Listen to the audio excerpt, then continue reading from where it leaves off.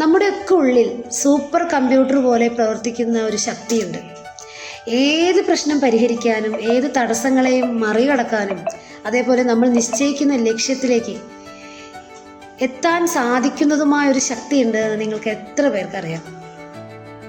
ഈ ശക്തിയാണ് ചരിത്രത്തിലുടനീളം മനുഷ്യരെ ദരിദ്രത്തിൽ നിന്നും അബണ്ടൻസിലേക്കും അതേപോലെ കുഴപ്പത്തിൽ നിന്ന് വ്യക്തതയിലേക്കും ഭയത്തിൽ നിന്ന് ആത്മവിശ്വാസത്തിലേക്ക് നയിച്ചത്.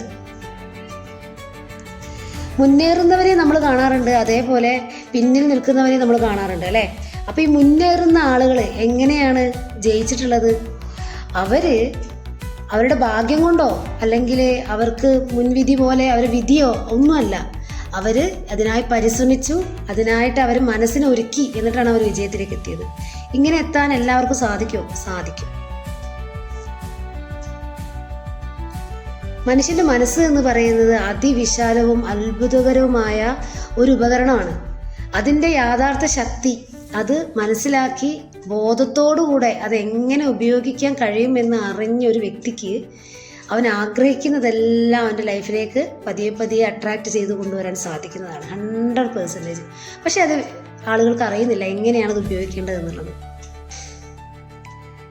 ഇതറിയാനായിട്ട് നമ്മൾ വലിയ കാര്യങ്ങളേക്കൊന്നും നമ്മൾ പോകേണ്ട ആവശ്യമില്ല.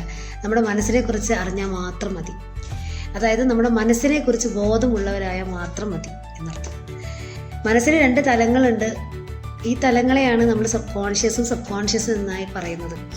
ഒട്ടുമിക്ക എല്ലാവർക്കും ഈ കാര്യങ്ങളൊക്കെ അറിയാവുന്നതാണ്. പക്ഷേ എങ്ങനെ കൃത്യമായിട്ട് നമ്മൾ ബോധ മനസ്സിൽ കൊടുക്കുന്ന ഇൻഫർമേഷൻ ഉപയോഗിച്ച് സബ് കോൺഷ്യസ് മൈൻഡിനെ റീഡ് ചെയ്ത് സബ് കോൺഷ്യസ് മൈൻഡ് അത് റിയാലിറ്റിയിലേക്ക് കൊണ്ടുവന്ന് നമ്മൾ ആഗ്രഹിച്ച അല്ലെങ്കിൽ നമ്മൾ നേടണമെന്ന് വിചാരിച്ച ലക്ഷ്യത്തിലേക്ക് എങ്ങനെ എത്തണമെന്ന് പലർക്കും അറിയില്ല.